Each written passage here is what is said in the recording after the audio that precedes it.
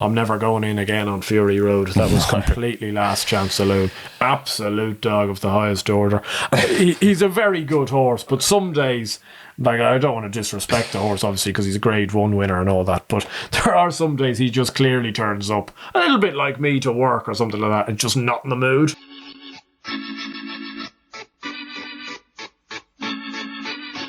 Welcome along to the Let's Talk Racing YouTube channel in association with Racing TV, and it's done. Cheltenham, 4 days. Cheltenham 2023, sum it up in one word. Fantastic. Fantastic. It was some week, and I think we've got a lot of thanks to say, but this video we're going to be briefly touching on some of the star performances, and then over the next few weeks we'll bring you day by day, race by race, analysts going into every single race, working out where the winners are going to come from next season, if we can work that out. Yeah, hopefully so. Hopefully we'll give some pointers towards those Aintree, Fairyhouse and Punchestown festivals as well coming on later this season. Because there were a few that were unlucky. Very much so, especially in those handicaps. You could name still 15, 20 horses off the top of your head that are still well handicapped. So it's one of those things, you've got to go through it with a fine-tooth comb. Probably not going to go into it in just as fine today, but we're going to get through the things that need to be said. Absolutely, but we do have to say a massive thank you. We nearly hit 17,500 subscribers. I think we're on 17.4, which is an absolutely crazy number considering we were on 16, I think almost about a month ago. Yeah. So thank you very, very much for that, and the support on all the Cheltenham videos was crazy. Thank you very much if you subscribed and you're new around here. Hopefully you can follow us throughout the summer where we build up towards next season, but we will be touching on Aintree. We're doing Aintree previews, we're doing Punchestown previews, and we're going to be over at Punchestown. Yeah, it looks like it. We've managed to work it out that we're going to be going over, I think, for the Wednesday and Thursday racing as well. So Punchestown Gold Cup Day on the Wednesday. So fingers crossed. We'll be over there. We'll be having a good time. Whether we back a winner or two is probably up to interpretation, but I'm sure we'll have a good time and hopefully see a few people there. Now, before we talk on before we touch on the big performances at Cheltenham, how was your week punting wise? Yeah, it was actually not too bad. Look, the anti-post series that we did was a struggle. It was tough. It was tough. It was tough. We had a few tough beats in there, like Stumptown and Jerry Calum probably are both our naps of the week. Jerry Calum being your nap of the week, Stumptown being mine. They were beaten that way and that way, I think, between the two of them. Yeah. It was pretty hard. And they both ran the exact same type of race in terms of you're thinking all the way going, they're not going to win. But then they kind of nearly get there. It was just disappointing, obviously. I had Xander Clegane at a huge price, another unlucky loser of the festival. I thought, even bias aside, I think you can notably see that given he's only lost a length, had him at 25 to 1. So disappointing in that regard, but in the actual day-to-day, in our actual previews of that we did just a week prior, I was up on the week, and I always feel when you're up on the week at Cheltenham, geez, you've done some job to a certain extent. If I go in there and wash your face, you're always going to have the enjoyment and you're always going to be able to roar a few winners home. I agree. I thought it was very difficult, to be honest. I think I was just about even across the first 2 days and then down Thursday and the Friday. Didn't have a good Friday as usual. I think the only two horses are back. Well, see, it was only because Comfort Zone wasn't running. It's true, but I did back the winner of the Triumph, Lossy Mouth and Galopin de Champ. The Thursday was nigh impossible, very tricky. Yeah. I think when you knew that Mighty Potter was going to finish third, or when he finished third, you're thinking this is going to be a tough old day. Well, I think so, especially when you'd say, well, Mighty Potter's going to finish third and Appreciate it's going to finish fourth. I don't think many people would have been predicting that. I luckily got out with my skin alive on Thursday because of the pertemps with Good Time Johnny. But look, apart from that, it was a bit of a bloodbath and summed up by Stumptown in the last. Everyone was looking for him to get them out, and of course he got beat ahead. Salvador Ziggy in the pertemps as well. Finished second. We did get a bit of a return on that at 25. Very good one. Do think he was unlucky as well, and we'll probably touch on that in a later video. But we also just want to say a big thank you for all that came up to us during the week. It was probably quite overwhelming, to be honest, especially coming in the fish after racing. It was great to see and meet so many of you that liked your racing. Some people have just got into the sport. Some people thought that we got them into the sport, which is very rewarding. Yeah, very much so. It was fantastic. There was a couple of nights there in the fish, especially the Tuesday night. It was near on chaos. for half an hour. And I'd like to thank you. I'm sure you do as well. And I'd also like to extend my thanks on behalf of my dad, because a lot of people seem to know my dad. He's become a bit of a cult legend, infamous maybe than famous, but loads of guys came up to him. He absolutely loved it. Had a great week away. Of course, he backed a few winners, as he always does, but no, he really enjoyed it. These are memories that you can't kind of pass up too quickly, because if you're not going to enjoy those Cheltenham weeks, especially that Tuesday, just the way the races was, the way we had a great time afterwards as well, it will live long in the memory. I've never been heckled so much with Bruno. I thought I was in the Stretford End watching United. I couldn't believe it. So many people from miles across Cheltenham just chanting Bruno. Yeah, well, I knew I was in for a long week. Me and my dad going down for a peaceful burger in town on Monday night, and these three lads, great men, didn't know who on earth they were. If they are watching, thanks for shouting away, but they just shouted over the entirety of the main road, "Good land for the good people." I knew we were in for some week. Yeah, it was going to be some week. And the Tuesday, the racing was just magic. Marine Nationale won the Supreme. Now, before you say how you felt, I'm going to insert the picture here for those that haven't seen it. You got a bit of a kick out of that. I did. It was one of the greatest pictures ever. It was a good picture. You did me in like an absolute kipper at the same stage. There's something coming out of my mouth. God only knows what it is. But some people thought it was staged. I'll have you know, literally, I wish it was staged to a certain extent. I knew it was going to be golden, and I just got my phone out, turned around, and there's a couple of pictures as well. I'll put the other one up here so you can tell that it's not just a staged picture, but what a moment that was. It was, yeah. No, I got very excited. Look, you were going through the Supreme. I was always happy with where Marine Nationale was. He was jumping nicely. He seemed to be in a good position. And then turning in, you have that slight sinking feeling of he's going to run a great race here, but Fasal Vega's kicked and we're not going to get him. And it was, I was very quiet. I'm the type of person that watches in quite quietness until I really think I've got a chance of winning. And then it turned into near on chaos. Immediately, Fasal Vega just slightly pitched to the back of the last. I think your eardrum exploded because I was in the step behind you and I started absolutely roaring this thing. It was a combination of this, as if your team had scored a 93rd minute winner, you'd backed a big winner, and I had Barry Connell's face in my brain thinking, isn't he the king? And Marine Nationale was ridden by a certain Mikey O'Sullivan, and what a ride it was. That was a fantastic ride. But you have to say, like, his first festival winner in a Grade 1 Supreme Novices Hurdle, the first race of the week. It'd have been very, very easy for a young rider and an experienced rider. Obviously, he's got experience of what he's done, but as an experience around Cheltenham, to not have been as cool as he was. And even afterwards in the interview, just oozes class. Like, just mustard jockey. Yeah, he is. He's very good. He is really, really good. And just that near-on audacity to allow Paul Townend kick on and really just sit on Marine Nationale as if kind of, well, you make your play, Paul. Very good of you, but I'm just going to sit on to what I have here. And he just produced them absolutely perfectly. And the best thing about it all, he's a friend of the pod. He is. We're going to make it our mission over this summer to try and go up and see Barry and Mikey and hopefully have a good chat with those, like we did with Paul Nichols and Dan Skelton last year. Plenty of different plans in the works for those. So we do hope that you stick around and enjoy that over the summer. The Arkle was good. I thought John Bond ran a decent race. I think El Fabiolo is just a cut above. I think he's a better horse. I still personally think that he's going to be improved for a trip. I don't look at him and go, cool, that's next year's champion chase horse personally. I know many people do, but John Bond's going to go up and trip. Dice Like Dynamo was beaten. Yeah, he was beaten. And it was a crashing fall, but great that he got back up on his feet. But El Fabiolo, top class. Yeah, he's a very good horse, really good horse. I don't know about what you...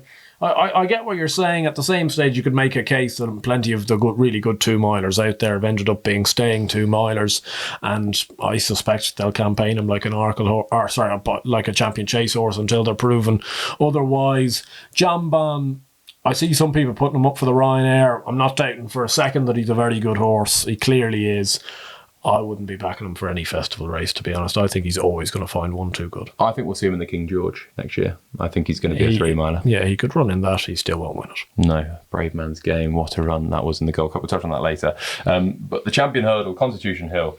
As far as wow moments, there were a couple throughout the week, and there were some brilliant stories, none more so than 45 minutes after Constitution Hill. But he was just electric. I think I've ever watched that race. I've watched it 10 times since. And I think Paul is almost trying to kid himself coming down the hill thinking I'm travelling well here. Yeah. Never was going to beat that horse. I think if Nico wanted 10, 15 extra lengths, he'd have got it. He was just did it so easily. State Man, it's hard to believe that State Man is State Man. Like he's unbeaten when he sat on his feet. He's a dual grade 1 winner. He won the county hurdle last year. He's rated 167 or something like that going into the champion hurdle. And Constitution Hill literally ate him and spat him out. Oh yeah, no, he's an absolutely super horse. There's no getting away from it. And I think if you don't appreciate this horse for what he is, then you're kind of in the wrong game. It's just absolutely superb to watch. Even just he gave him a shake of the reins turning in, and 2 lengths become 7 lengths just like that. I thought State Man at times was just a small bit flat. I'm not saying in any way, but I think State Man's better than the 3rd and 4th a bit more than he showed. I would have potentially ridden him slightly more handy. Yeah, I thought it was interesting. But at the same stage, they had to try and get Constitution Hill beat. God only knows how, and I think at this stage they'll probably put their head in their hands and go, well, we just can't do it. But it was a little bit like the time that they dropped Min out to try and beat LTR, trying to almost kid themselves into doing something. What do you think they'll do with Connie Hill? I'm not sure. I think they go chasing. Maybe so. They could well do. The champion hurdle's there for the taking. I think there's a few trainers and a few horses that will be very, very keen to know where Constitution Hill is going. Is Willie Mullins one of those? I would say Willie Mullins is one of those, and I'd say our very own Barry Connell's one of those as well. Because Marine Nationale in Perry Pass. Well, if he goes State Man. Yeah, if he goes chasing, there's no hope that any of them will want to go chasing because they won't want to run the Arkle against him. I think suddenly probably becomes a burn-up of a champion hurdle between the likes of Marine Nationale and Perry Pass and State Man. No, it could be great for the champion hurdle picture, but the horse has got absolutely everything, can do whatever he wants. I get the impression that he will go chasing because I know they're going to school him over fences in the summer. Yeah. And if it doesn't go well, then he's going to stay over hurdles, and that probably wouldn't be a great sign. Yeah. Whether I'd imagine it's going to go fine. And they're going to go, what? Let's just see it. Let's roll the dice. Michael Buckley's that type of guy. He doesn't need anything. He doesn't need to prove anything over hurdles. He won a champion hurdle on his 6th run under rules, beating a very good horse extremely easily. Like, he's an absolute freak. And I cannot wait to see what happens with him. He's a star of our sport, and we should get behind him massively. Honeysuckle, another star of our sport. And I'd say Henry de Bromhead watching the champion hurdle was probably going, thank goodness we didn't run there. Yep. And thank goodness we ran here. That was a magical moment, beating L'Envoi. There were a few rides in behind which I think could have probably been slightly more advantageous, but L'Envoi ran extremely well. Honeysuckle there jumping the last, the roar, and that moment of realisation in the stands at Prestbury Park when she's getting up, she's getting there. I've never experienced anything like it, and even just clapping back, like, it was special to be there. I think there was a tear in most of our eyes with her coming back. The connections, what's happened with Henry this year, that moment, that hour of racing, I don't think I've ever experienced anything like it. I don't think that will take a seriously good hour to top that. Oh, very much so. It was a surreal moment, really. It was a complete pinch yourself. I was there. As you say, the roof almost came off the stand we were in when Honeysuckle was getting there halfway up the run-in. You just felt there was an inevitability about it. I must say, it was probably the losing ride of the week, I thought, from Johnny Burke on Love Envoi. I don't think he gets enough credit for what he did. He dictated terms. He completely rode his mare to run the best way she did. She's a lot better than I give her credit for as well. I'll hold my hands up to that. I've always been a bit snippy about her, but I think she's very good. As you say, a few of them were maybe caught a bit napping in behind. But again, that amphitheatre of the parade ring for around 20-25 minutes afterwards with Honeysuckle. I don't know how many 3 cheers there were. Henry de Bromhead was fist pumping the air. Like, it felt... Honestly, the only time I've compared that sort of atmosphere sports-wise was being in the Villa End when we went up in the Championship playoff final. It was that sort of feeling, though, where there was just everyone was in such joy. Euphoria. Yeah, for what was happening, and so elated that this was happening, and especially given the connections, especially given the horse as well, probably Henry's best, well, certainly his best mare by a country mile, and to go out on those terms probably shut people up as well that were maybe a bit snippy about her running in the mare's hurdle, because to be honest, her winning at the week completely helped it rather than her not running. Massively, and it was a special moment, one that I'll remember forever, and a brilliant moment for connections. Moving on then to the Wednesday, and I think we saw a superstar in Perry pass, extremely impressive. They didn't seem to have any stamina doubts, ridden with the ultimate amount of confidence. Paul Townend, I thought, gave him a very good ride, and he scooted clear. A seriously exciting horse next season. And like you said earlier, will they go down the Champion Hurdle route? Will they go chasing? I think it probably does largely hinge on Constitution Hill's plans next season. But again, an extremely exciting horse that you'd have to be excited with whatever he does. Yeah, very much so. He was so good. I think it was a good race as well. I think he'll work out well. I thought Goodland, because I know plenty of people will have ended up backing him, I thought he ran an okay race. It's come out that he obviously had snot in his nose. He was maybe a little bit below par. I thought, I was watching the race with you, I was never quite happy. Just I thought he maybe ran a little bit flat. I think he still ran a very honest race. Gaelic Warrior ran a very good race.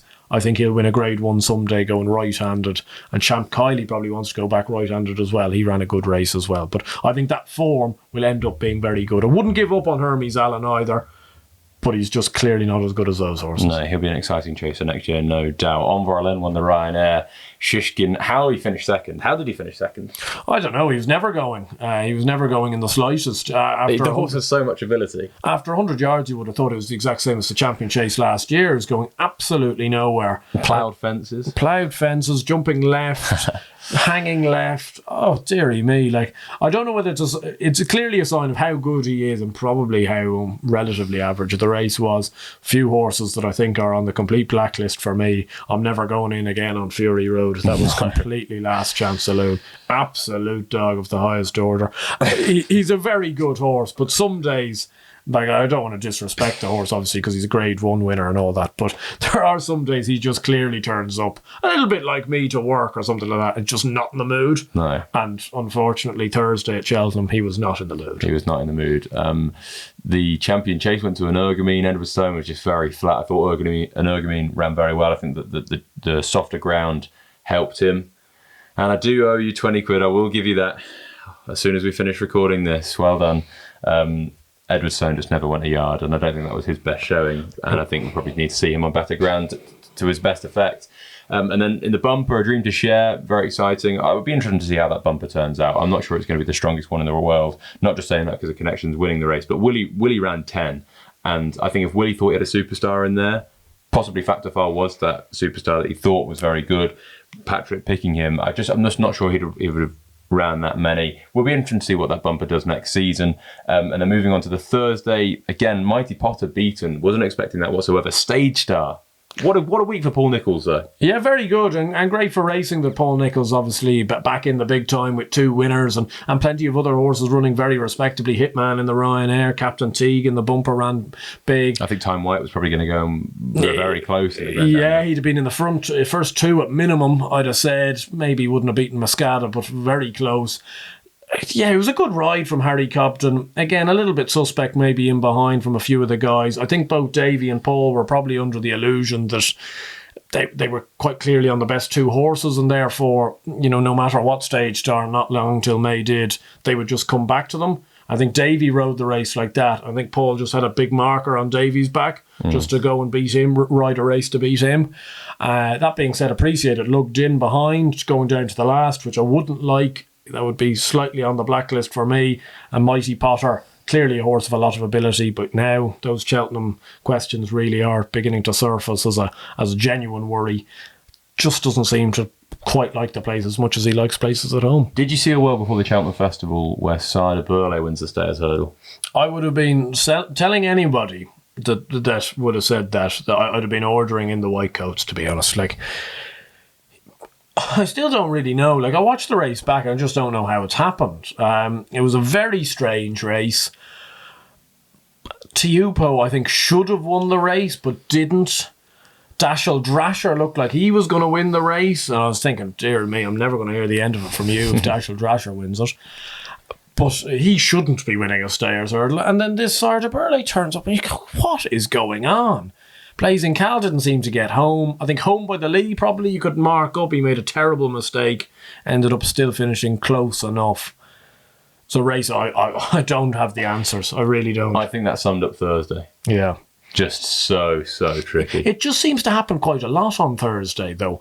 I find Thursday's an absolute minefield all the time. Unless you can somehow swing from the hip and back a winner of the Pertemps or the plate or something like that, you're in real deep trouble. And I don't know, when you get a stayers hurdle like that. We've had stayers like that before, the likes of, Lisnagar, Oscar winning it, Cole Harden winning it and stuff like that. It was up there for me. Could have never backed it in a fit. I'd have backed the 2 French horses before I'd have backed him. Moving on to the Friday, and Lossiemouth won the Triumph Hurdle. I thought this was a really, really good performance. Mainly because she was free, she took herself to the front, and at the top of the hill, Paul just kind of let her go. I think he just realised that if you can restrain her, you can do what you want, and you might disappoint her. Let her bowl down the hill, let her do what she wants, bag the rail, and she went away again. And to be that free and then to still stay on that well, I thought was a really, really good performance. And I do think that she is going to be exciting next year. I'm not sure whether Willie will chuck her into a champion hurdle picture, but I think he might chuck her into, say, a mare's hurdle picture, see if they can just kind of keep some of that energy and then go up and trip. And I think she'd be very, very interesting next year. Yeah, I think she will be. She's clearly a very talented mare. You'd worry maybe whether she's slightly in a rock and a hard place next season, because she doesn't really look like she wants 2.5 miles, personally speaking, because she is quite free. Don't know where she'd fit in a champion hurdle picture, but I was really taken by it. Was very keen on her all year. And I was very keen after the Dublin Racing Festival. I thought she advertised her claims more than took away from them. Obviously, Blood Destiny ran no race, kind of spat the dummy out, really. He was far too keen. Didn't seem to happen for him. Gala Marceau ran a solid race. That Zenta is a very good mare, I suspect, as well. Obviously, won on stable debut at Fairyhouse when jumping deplorably. Jumped a lot better. Looked for a shade around 2-3 furlongs out. Like, she might go and win the race. I'd say she's pretty good as well, and I'd say she's one to keep on side. Yeah, I think the front 3 in that race could be pretty good, and one definitely to keep on side in mare's company, maybe not stepping out of that into champion hurdle sphere. Hard to know just yet. I suspect at some stage she's going to have to be thrown in with the boys next year in a 2-mile race, in an open grade 1. Be interesting to see where she lies up. Stay Away Faye won the Bartlett. Yeah, he did. Who was he beaten by on his previous start? I'm not really sure. Potentially the winner of the Sefton, a man, the myth, Maximilian, for good old Donald McCain, Brian Hughes. Look, I'm not going to pick apart. I think Stay Away Faye has improved a fair amount from that Doncaster run to win the Bartlett. Again, another funny race. Hard for me to get over it, really. It was a real tough watch, to be honest. Ran brilliantly, Sandic Legende. He did. I was just so upset for Connections, because obviously they deserve a bit of luck, and he ran so well. And I've nothing to say to you. You put up Seabank Beaster. Seabank Beaster is the only reason Xander Clegane hasn't won this race. But he headbutted him around 4 times in the first mile, and then he goes and pulls himself up. Like, at least if you're going to be that much of a nuisance, be some use. Yeah, no. But instead he got in his way, he got shuffled back. I thought he ran a tremendous race in the circumstances. Affordale Fury came second. Another Sire de Burley won. You couldn't have backed that horse in an absolute fit. Good old Noel Meade. Good to see him with a nice horse. I'd say all 3 of the first 3 would be very good prospects next year. I would say with Corbett's Cross, obviously a strange one, him running out. A bit of a kink in him, clearly. Given the way, I don't think he would have won, personally. I think he was coming to the end of his tether. It wouldn't surprise me at all. The next time we see him is probably over 2.5 miles. I thought he travelled through the race like the best horse, but he was just too keen. Maybe the 2.5 mile race at Punchestown. I would say that's exactly where he'll go. Gold Cup. What a Gold Cup it was. Galopin Deschamps goes and wins. He's the crowning moment for a horse that had so much ability, so much talent. Last year it didn't go right for him. He's won a Martin Pike before. But this year is Galopin Deschamps' year. And I actually think that this year is Braveman's game year as well. Some year, Charlie Hall, King George, and then to run the race that he ran behind a horse of Galopin Deschamps' quality in the Gold Cup over a trip, maybe he wasn't seen to best effect over. On ground, maybe he wouldn't have been ideal, was just mega. And what a race it was. Like seeing Harry Cobden, seeing Paul Townend, seeing Braveman's game, seeing Galopin Deschamps jump the last together. Both brilliant jumps, brilliant leaps, and then having the battle, just mega. It was absolutely superb. But that Gold Cup had absolutely everything. It was an end-to-end gallop. There was fallers. There was horses that couldn't go the gallop. There was horses that could. The class horses ended up coming to the front, which is good to see. And Yeah, the only thing was I got a tweet the other day. I was absolutely fuming with myself because I forgot that I put up that I thought that the two biggest dangers that I felt was going to come second and third to Galopin was Brave Man's Game and Conflated. Some great man on Twitter put the TriCast on, tenner on, 1,400 quid in the bank. Did you do the same? Clearly not, because I'm still doing these videos. I'd be off having a nice little retreat over in Cyprus if I'd done that. But look, it was good to see, you know, you had the two horses that won the Premier Grade 1 chases at Christmas time, come second and third.